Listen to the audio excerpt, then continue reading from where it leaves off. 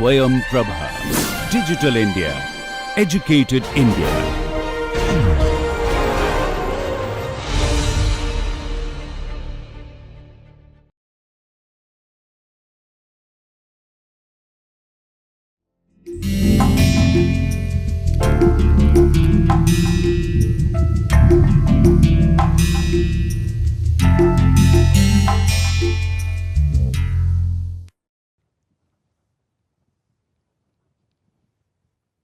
Hello everyone, welcome back.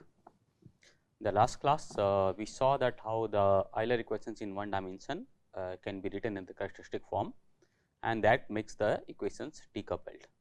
So, this analysis is necessary because when you try to apply the boundary condition for compressible flow, you know that these are kind of hyperbolic equations, and the information is information travels in the form of waves, right. So, we saw that the different kind of information different kind of wave packets travel at different wave speeds. Okay, so, if you can look at this characteristic equation, so these are the kind of different information which are traveling at wave speed of u minus a, u and u plus a. So, this we looked at in the last class. Okay. So, this can also be written as basically different notations like v minus v 0 and v plus, which represent u minus a and u plus a. So, basically what it says that this characteristic, okay, du minus dp by rho a, this is a formation, this will be not changing along the characteristic line u minus a. So, this is also the wave speed, or you can call it characteristic line. Okay, and similarly d rho minus dp by a square equal to 0, this does not change around at the speed of u, right. And if you can look it closely, this is nothing but a square equal to dp by d rho, okay, and which is true only when the flow is the entropy remains constant, right. So, this we had derived, okay. This is an value, I mean this speed of sound can be derived only when the flow is isentropic. So, this also can be written as s equal to constant, okay, or ds equal to 0. The second relation is also equal to ds equal to 0. And third, we had this u plus a, which is traveling at higher than the flow velocity, okay, and the value that remains constant, or the value which does not change, is du plus dp by rho a. Okay. Now, look at the implication of these different waves, okay, in your boundary conditions. So, one thing you can see is that, okay, let me make it, this is t and this is x, okay, and let me draw this characteristic. Okay. So, you have let us say the flow is supersonic, right. If the flow is supersonic, then u is greater than a. Okay, I am saying it u here, but actually when you implement in your code and the flow may be 2 dimensional or 3 dimensional, so we will be discussing u perpendicular. Okay, this is basically u perpendicular is greater than a. Okay, or in this case, in fact, you can just take that magnitude of u is greater than a. Okay, so when u is greater than a, yes, u plus a is positive, okay, greater than 0, u is positive, and u minus a is positive, right. So, all three waves are positive. Okay. So, you can write this. So, this will be maybe u plus a, because the slope is 1 by u plus a. So, this is traveling at highest speed, this is u and this is u minus a. Okay. And you can say that my v plus is traveling here, v 0 is traveling here, and v minus is traveling here. So, these are also called Riemann invariants, we will come to that later. So, this is for the supersonic flow, because all the slopes are positive. This is for the supersonic flow. If the flow is subsonic, then what will happen? Let us say the flow is subsonic here, where this is x and this is t. Okay. So, your u is now less than a, so u is positive, okay, and u minus u plus a is also positive, but u minus a is negative, right. You can also call it mod a u, and we are talking about the magnitude of the velocity, right. So, if you want to make this diagram, so what will happen is that your u plus a is positive, u is positive, but u minus a, if you see, this is u minus a, this is negative. right. So, 2 on the right, so 2 waves are traveling, so these are called the right running waves,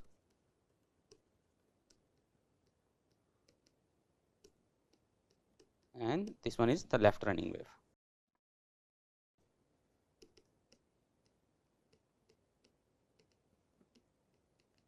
Right. Now, this has got implications in your inlet outlet boundary conditions. Why? Because let us see this situation at inlet and outlet. Okay, so let us say this is my flow domain, okay, and this is my inlet. Okay, flow is going from left to right, and this is your outlet, right? And let us say you have made grids here. Okay, these are your grids. Okay, and let us say you have another line on top of this. Okay, like this maybe. Okay, and then you have got this grid points. Okay, so you can make it complete maybe. Okay, now if you draw the characteristic, so if it is supersonic, so what will happen is that at the inlet, okay, you can take the probably a thinner one. Okay, 1 2 and 3, so this is u plus a, u and u minus a, right? So what you can see that all the waves are right running, right? So when all the waves are right running, that means your information is traveling from left to right, right? So you have to basically give at this boundary. If you look at this boundary, you have to give all the information, because all the information is coming from left to right. So you have to provide all the boundary conditions need to be provided, right? On the other hand, if you go on the right hand side, okay, look at here.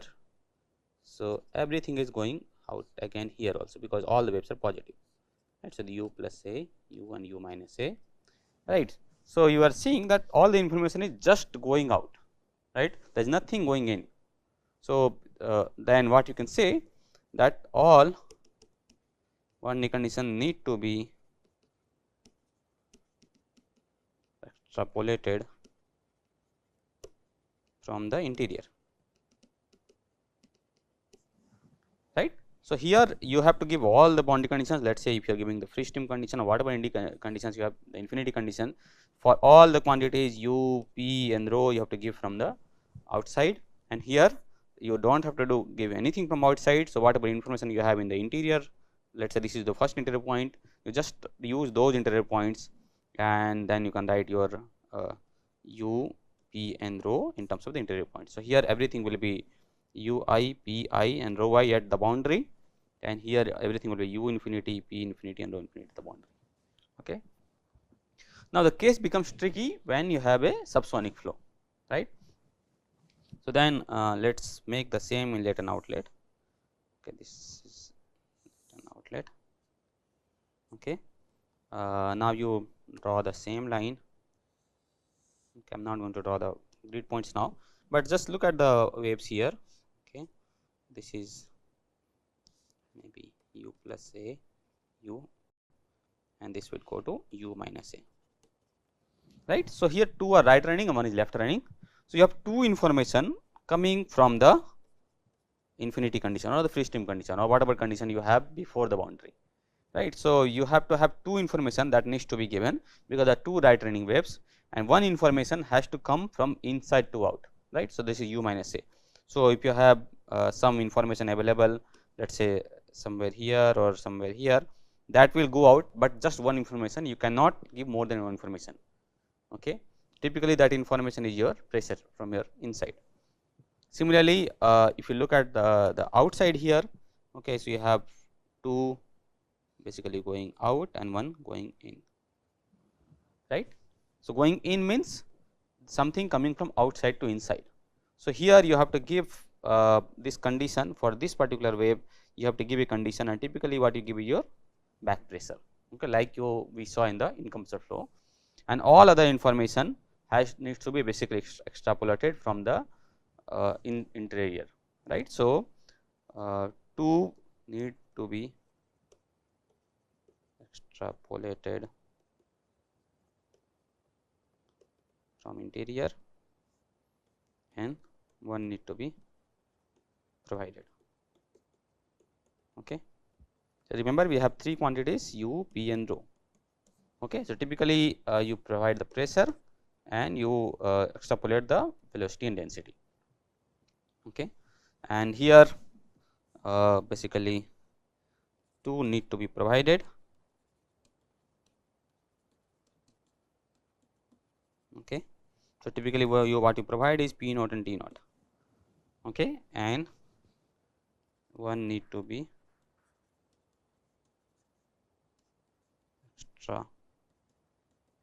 extrapolated from interior, right, because one left running wave is going from the inside the domain to outside the in the atmosphere or in the free stream, right. So, typically you can start with P or you can also take velocity here, but normally P is taken here, right. So, once you have this information, now you can go back and see how our pressure inlet and outlet look like. Okay. So, the one more comment I want to make it here is that typically when we do the characteristic analysis, we want to have those quantity which are basically V 0, V 1 and V minus, V plus and V 0, right. So, the quantities what we saw earlier, right. So, the quantities are du minus dp by rho a, d rho minus dp by a square and so on and so forth. Okay. But you can be a simple minded and you can just go by the logic that okay, I need two information for the subsonic flow here and one from the interior. So, you can choose two values P 0 and T 0 and just basically extrapolate these values directly. A more systematic and more physical approach is that you do not extrapolate these values directly, but use the characteristic equation.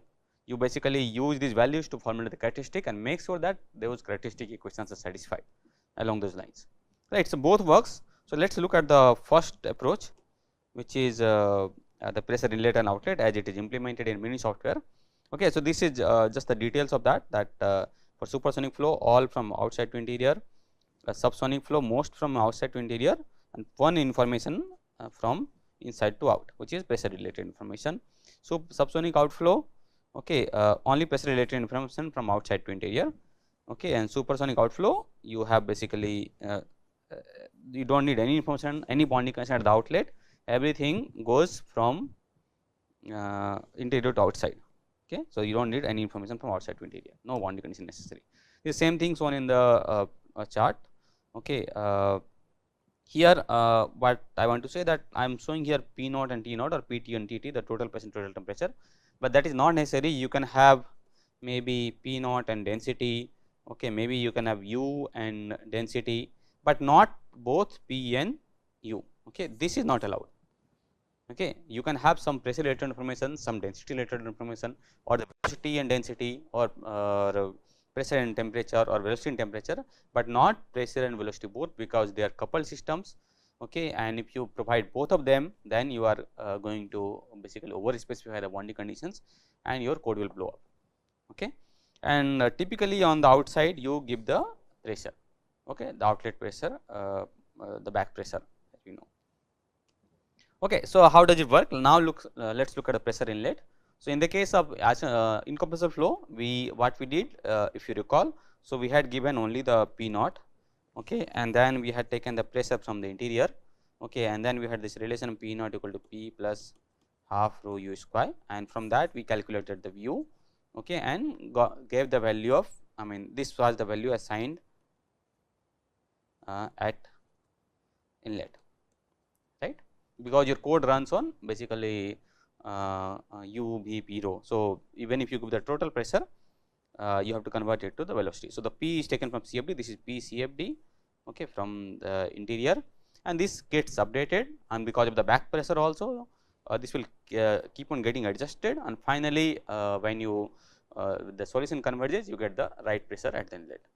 Okay. So, now let us look at what happens when the flow is compressible. Okay. So, when the flow is compressible, you not only have to give the P naught, but also have to give the T naught. Okay. Remember, we need to give two conditions here, okay, and the relation we know. So, here is the given the relation for P naught and T naught. This is total pressure and total temperature. I hope you know the relation from your gas dynamics. So, you can say that okay, if you let us take the example of T naught. So, what is the stagnation condition or the total condition? So, let us say something is moving at a certain speed, okay, and then you suddenly make it to stop. So, all your kinetic energy gets converted to your potential energy or the thermal energy, and you basically get that condition there. So, for example, if you talk about thermal energy, your Cpt naught is equal to Cpt plus half to u square, right. So, there was something which is moving at the speed of u, and then you suddenly make it to stop. So, all the energy got absorbed into this, okay, and then you can use this relation. So, T naught equal to T plus half u square by Cp. Okay, I think this will be just maybe rho will not be there. So, you have to make it dimensionally consistent, and then what you can do, T plus half u square and Cp is gamma r by gamma minus 1, right. So, this will become gamma r by gamma minus 1, okay, and then you can multiply by T on both on top and bottom. So, this gamma r T is nothing but your a square, right. So, you can take the T out, become 1 by 2 gamma minus 1, and this u square by a square is Mach square, right, Mach square, right. So, this is a relation between T naught and T. And then you can use the relation of basically isentropic condition, and similarly you can get the relation for P naught and P also, okay, and that will become, you will have a factor gamma by gamma minus 1, okay. So, now what we do, you give the value of P naught, okay, take the P from the CFD, okay, static pressure take from the CFD, just the value in the previous iteration, okay, and from that you calculate M, right. Gamma is known for your gas, we have discussed this, that will be 1.4 for example for a diatomic gas, okay, like air you can take it 1.4, right. So, you got this value of M. Now, use this value of M and use this relation and you get the value of T. So, from there this we are getting M, from this we are getting T, right. Now, we need to get velocity, right. So, Mach number is u by square root of gamma r T, okay. So, we know the value of T, you know the value of M, so we will get the value of u from here, okay.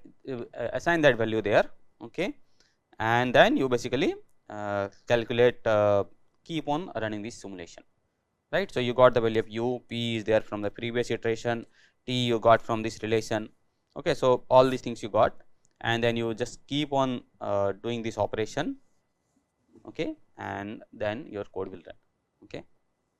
So, this is your UPT. This is how we do in the subsonic flow, okay. Now, in the subsonic flow or even in incompressible flow, your pressure at the outlet affects the pressure at the inlet, okay. Not true for the supersonic flow, as we saw that all the waves are basically right running. So, your conditions at the outlet do not affect the inlet, right. So, what you need to do, you need to basically give everything at the inlet only, okay, nothing you need to give at the outlet. So, there are two things here, one is that at the inlet you need to specify all the conditions, at the outlet you need to specify any condition, right. So, here we have to give both pressure and static pressure, also we need to give the T naught here, everything at the inlet itself, okay. You calculate the velocity like we did for the subsonic flow, okay. So, the relation they will be using is the for the compressible flow, these conditions, okay. And then pressure at the outlet, if you can give some value, but it is not assigned, it is not taken into account, okay. And you can also employ a non reflecting bonding condition, which we will see shortly, okay. So, this is the comparative table, okay. So, in the incompressible you assign P naught, okay. In the subsonic or supersonic you assign P naught, okay. Okay, I should write T naught also here. So, maybe T naught also you assign here, there is no T naught necessary for incompressible, okay. So, you here you give the inlet P naught, outlet is P, right. Here you do not give anything in the outlet in the supersonic flow, but give both provide I mean P naught and P at the inlet itself, okay. Use this P naught and P to get the value of your Mach number and hence the velocity by considering this T naught condition. So, you get the velocity, it is like a fixed value, okay. This is not changing because your both P naught and P are fixed, right. So, your velocity is fixed here. So, it is like a fixed velocity boundary condition. On the other hand, if you see in the case of incompressible and subsonic flow, your UI, your inlet velocity changing every iteration, because you are using a fixed P naught, but adjusted P, right. So, your inlet velocity changing every time. It is like also flex toward the velocity boundary condition, but the only caveat is that your velocity has to vary every time, so that it can satisfy the the total pressure value at the inlet, total pressure, total temperature value, and here it is fixed, because your both P naught and P are fixed. Outlet, you do not need any boundary condition, you need to extrapolate everything from the interior, right. So, this is how the pressure inlet and pressure outlet works for different kind of flows. If it is incompressible, again you just need P naught at the inlet, P at the outlet, use this relation, total pressure relation for the incompressible flow, and P is getting adjusted every time from the CFD. From that you calculate UI, put as the velocity boundary condition and simulate it. Okay. In the case of supersonic, you are going to use this relation, but then if the flow is completely supersonic, then you have to go give both P naught and P at the inlet, and UI is fixed. If it is subsonic, then you have only P naught, P is taken from the CFD, get the Mach number from the T naught, get the velocity and get the UI, but that UI will be varying every iteration, right. This is how it is typically implemented, but remember we have not made use of the characteristic equation here. We have used the concept that you have U plus A, U minus A and U, there are 3 waves, okay, but we have just used that information that we need 2 boundary conditions at the inlet for the subsonic flow, okay, and 1 at the outlet. For the supersonic flow, we need all 3 at the inlet and 0 at the outlet. So, we have used that much of information, but not gone into the details of the characteristic equation.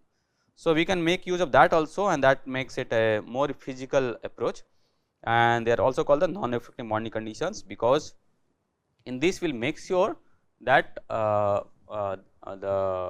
solver follows the characteristic lines. Okay. So, there are 2 ways to basically do this. One is called the characteristic bed, other is basically Riemann solver based, okay, Riemann invariant based rather, okay, and they are also used in the as the far field boundary condition. Okay, let us look at these 2 conditions now. Okay. So, this is once again for super, there is no issue, okay, whether you use characteristic or not. So, because anyway you have to give all the information. Okay. So, if it is inflow, so you have 3 characteristic, okay, V plus, V 0 and V minus, okay, all 3 will be so again once again. So, if it is outlet, you are extrapolating from the interior, right. So, you are basically using all 3 relations at the outlet, and inlet you will be assigning all the values, right. So, all 3 values are assigned here. So, you cannot use all the 3 characteristic at both the points. Okay. So, you may use let us say 2 characteristic here and 1 here, or 2 here and 1 here, or maybe 3 here and 0 here. If you again use like you use 3 here and 3 here, that will be over specification, right. So, in the case of supersonic flow, at the inlet, okay, we are using 0 equations, and here we are using all the 3 equations. Okay. So, here we just assign whatever value you have from the infinity, and here we will just use the value using the characteristic relations to get the values outside, okay, from the interior point. This is your interior point, right. So, in the outflow you just use the value from interior. We can also use the characteristic equation, but because you are anyway extrapolating all the interior, it will come back to this relation directly. Okay. So, you do not have to do anything for the supersonic flow. Problem is when you are doing the subsonic flow. Okay. So, when you are doing the subsonic flow, okay, so then you have 2 going out, 1 coming in here, and here 2 coming in at the inlet and 1 going out. Okay. So, you have to use this characteristic equations carefully here. So, here you can use probably this is going out. So, this will you can use V 0, V plus and V 0, basically U plus A and U, and here you can use V minus. So, again as I told that the number of characteristics that you have to use at between inlet and outlet, should be the maximum number of characteristic. You cannot, if you have used V plus and V0, you should not be using that at the inlet. Okay. So, let us say that we are going to use V minus at the inlet. You have to use the pressure related information from the interior. From here you have to get this relation somehow to Pb. You can either take the interior directly, or you can probably take an interpolation between the P infinity and Pi and get the value of pressure at the boundary. So, I am using this B as the boundary, I an interior, and infinity as your conditions outside, okay, at the inlet. So, this is your inlet. At outlet it will be just reverse, this will be your interior, this is infinity, and this is your boundary, right. So, we are talking about inlet. So, use this V minus relation. So, that was du minus dp by rho equal to 0. So, take this use this relation directly for at the infinity and at the boundary. Okay. So, boundary we are taking the information rho infinity infinity, but P is taken from inside or a combination of inside and the boundary, right. So, you manipulate that and you will get the velocity of ub from this, and if you have 2D or 3D flow, then you have to basically take these different components. So, basically instead of just P infinity minus Pb, you multiply by this normal, okay, and x and y, and then you can get those relations in 2D. Okay, here it will be rho infinity u infinity, and you can use the relation in the characteristic between the rho b and Pb to get this density. Okay. So, you got all the values at the boundary in the inflow. Pb is taken from inside, okay, ub calculated and rho b calculated. Okay. Okay. So, you can also directly use rho infinity, it will not matter that much. Okay. Now, let us go to the outflow. Okay. So, outflow we have to go use basically the V0 and V plus. Let us use the V0 first. Okay. So, the outflow you are only giving the pressure and all other let us call it I mean, okay, P static maybe. Okay. So, this is your boundary, this is infinity, and this is interior. So, all other things are taken from the interior. Okay. So, this I call as Pb. So, use this relation which is related to V naught d rho minus dp by a square. Okay. So, you can do it between the interior and the boundary, okay, and then you can get the value for the rho b, okay, and then you also need the value of velocity. Okay. So, you can use this relation corresponding to V plus, okay, and that will give you the relation between the interior and the boundary, okay, and then using this information you can get the value of ub. Okay. So, this is how you do between inflow and outflow for the subsonic flow using the characteristic relation for V plus, V0 and V minus. Okay. Now, different code has got different implementation. Okay. So, as I told you that one implementation is very simple minded, use the information as it is, like we did for the pressure inlet and outlet, this P0, T0 and so on and so forth, and use the relation to the isentropic relation to get it. Other way is to use this characteristic relation to get different things like u and density, and okay. And let us say if you want to get the pressure at the boundary at the inlet in the case of subsonic flow, one is to just use this Pi value, the interior value or the previous iteration value. Okay. Other is like you use P infinity and Pi, okay, to get this PV value. Okay. So, the idea is to make this boundary condition more and more robust. Okay. So, you can use either of these two, but let us say if your domain is small, okay, you are not really going to the far field, then you have to use characteristic based because that is more stable. Okay. And that is what you do when you use the non-reflecting boundary condition, let us say at the outlet. Okay. You shift to the characteristic based definition of the extrapolation of variable rather than just using the isentropic relation. Okay. That is what we mean when we say non-reflecting boundary condition. The last part I want to discuss is the Riemann based boundary condition, which is implemented directly in far field also in some of the solvers like Fluent. So, what we do here, so this is also based on your characteristic form. So, this we have already seen along three waves u minus a, u plus a. What we do, we will basically integrate it and I will get the analytical solution here. Okay, and the assumption is that my entropy is constant everywhere. So, here this entropy is constant along a line u, but let us say our entropy is constant everywhere. So, those kind of flows are called homoentropic flows. Okay. This is not a bad assumption. If your field or far field is very far, then there is no source of entropy generation there. Okay. So, the entropy is not changing everywhere. So, you can use this relation. So, let us integrate these things, but ultimately this is available in any textbook. Okay. Only assumption that you have to make is that this is homoentropic flow. Okay. You have to probably use this relation p rho to the power minus gamma equal to constant. Okay. I think that is the relation that you need to use here, and then you will get this relation, not this p equal to rho RT. Okay. So, then you will get these Riemann invariants R minus and R plus. Okay, and the idea is that these Riemann invariants remain constant. So, you can use this relation. So, if I am saying that okay, my R plus is constant here, so you can calculate it the R plus and R minus across the boundary, this invariants going in and going out, and from this you can calculate the value of u infinity and a using this incoming invariant and outgoing invariant. So, this is how you calculate the values at the boundary. Okay. So, from the infinity value you calculate this R minus, for example, for the far field boundary, and then from the interior value you calculate the R plus. So, this wave is going out from the interior and something is coming in from the outside. Okay, this is infinity. Okay, and then you know this value R minus R plus. Then if you add these two R minus and R plus, okay, this is also is equal to u b n minus 2 a b by gamma minus 1. Okay.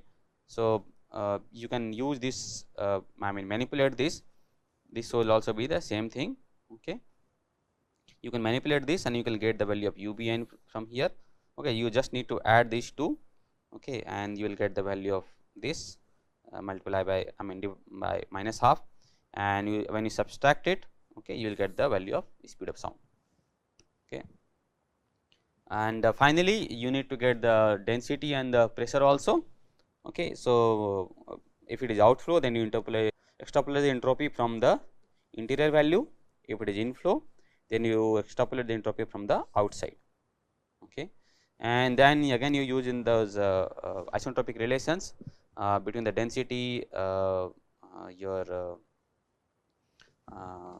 entropy and the speed of sound. Okay. And then you can get this density from here. Okay. This is using the isentropic relation, and finally you can get the pressure, because you know the density, you know the speed of sound, and gamma is known, so you can get the pressure.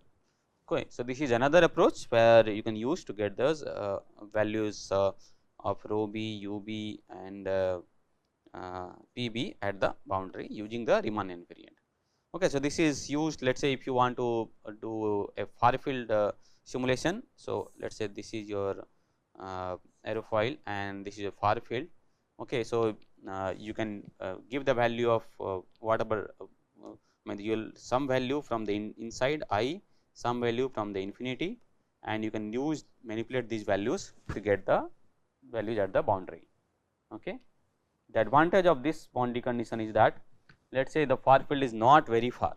Okay. You could have directly used the infinity value also, right, but in that case your boundary should be really very far. So, if you want to do a flow of an aerofoil, then you have to probably use 50 times the chord length or 100 times the chord length. So, then you will be ensure that there is no spurious wave which is coming in, everything is going out. But let us say you are doing it for 10 times the chord length or 15 times the chord length, which is not sufficiently far for all the vertices to die out.